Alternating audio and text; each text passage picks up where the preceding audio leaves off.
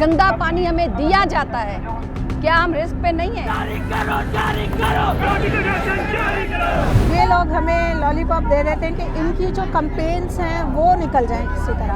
आगे अफसर, आगे वर्कर, कि हुकूमत की जो हठधर्मी है वो ख़त्म होने का नाम नहीं ले रही और अस्पतालों के अंदर गरीब आवाम और जो मरीज़ हैं वो सफ़र कर रहे हैं। मरीज वार्डों में रुल रहे हैं, डिपार्टमेंट बंद है, सिर्फ हमने इमरजेंसीज को अभी ओपन किया हुआ है और CCICU हमारी वार्ड चल रहे हैं। कहीं ऐसा ना हो कि हम वहाँ पे भी शट डाउन कर दें। मुझे मुतमईन करे कि आप 32,000 में अच्छी ज़िंदगी गुजार लेगी। अब जो इन्होंने एकदम से रिस्क अलाउंस कट किया है उसकी वजह से बहुत से बच्चे स्कूल जाने से रह गए।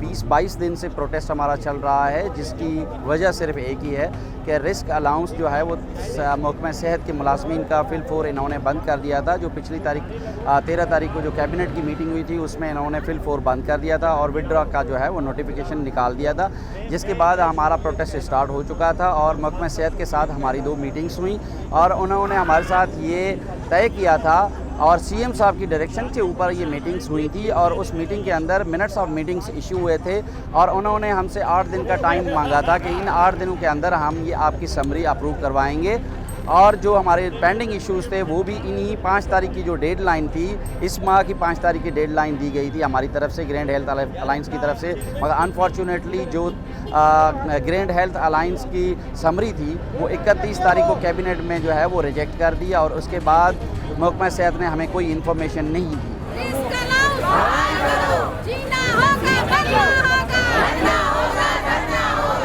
जितनी गंदगी है सिंध में, जितना गंदा पानी हमें दिया जाता है, क्या हम रिस्क पे नहीं है? रिस्क तो हमारे पास ऑलरेडी मौजूद है।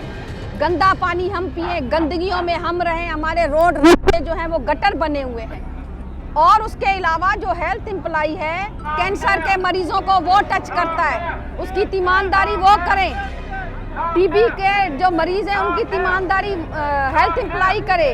उसके अलावा आप हेपाटाइटिस देखें, हेपाटाइटिस जैसी खतरनाक बीमारी आप हमारे शहरों में चलें, इंटीरियर सिंध में चलें, देखें हर तीसरे बंदे को हेपाटाइटिस है। क्यों? कि वो गंदा पानी पीता है। ये तो मिनरल वाटर पीते हैं। ये हमारी कमाई से इन लोगों की जो ट्रांसफरें होती हैं, प्रमोशनें होती हैं, इनको अवार्ड मिलते हैं, हमारी वजह से मिलते हैं। हमारा एक मुद्दबाना कैबिनेट कमेटी से मुतालबा है कि हमारा रिस्क अलाउंस हमें यूटिलिटी की मद में, हेल्थ प्रोफेशनल अलाउंस की मद में, रेंट हाउस रेंट की मद में बढ़ा के हमारे 17,000 पूरे किए जाए। इसमें हमारा कोई कसूर नहीं है। क्यों? 17,000 जैसी रकम के लिए हम कल से, बल्कि 2 महीने से प्रोटेस्ट कर रहे हैं पुरअमल। कल से हम माएँ बहनें बेटियां नीचे ज़मीन पे इनके दरवाजे पे बैठे हैं, हमारी मजबूरी है।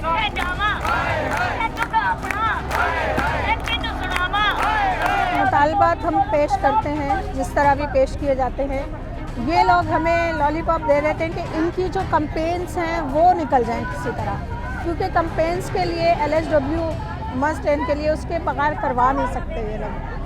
हमें हमारा फील्ड है, हमारी कैशमेंट एरिया है, वहाँ पे हमारा होल्ड है। हम कंप्लेंट्स जो करवाते हैं, रिफ्यूज़ल कवर करवाते हैं किसी भी तरह, ये वो नहीं चाहते कि रिफ्यूज़ल हो, इसलिए हमें ये इस्तेमाल करते हैं इन कंप्लेंट्स के लिए। और जब हम अपना हक मांगते हैं तो उसके लिए फिर ये इस तरह हमें अगली बार फिर अगली बार कह के टालते हैं। लेकिन इस बार हम डट गए हैं कि जब तक हमें हमारा हक नहीं दिया जाएगा हम यहाँ सड़कों पर बैठे हैं। देखिए, इस वक्त जो महकमा सेहत के जो मुलाजमीन हैं जिनका मसला है वो 59,000 के करीब लोग हैं जिनका ये हेल्थ रिस्क अलाउंस जो है वो अकोमोडेट होना है और उसके अंदर हमने इनको 12 कहा है कि हम आपके साथ बैठते हैं, जो बजट की रीशिफलिंग होनी है उस पर बैठ के एक कमेटी बनाएं और उनको हमने एक वे भी दिया है कि आप इसको फिर फोर जो है बहाल करें और एक कमेटी बनाएं और कमेटी अपना काम करे। जब कमेटी जो है पे एंड अलाउंसेस पे एग्रीमेंट हमारा हो जाएगा और हम डिसाइड कर लेंगे,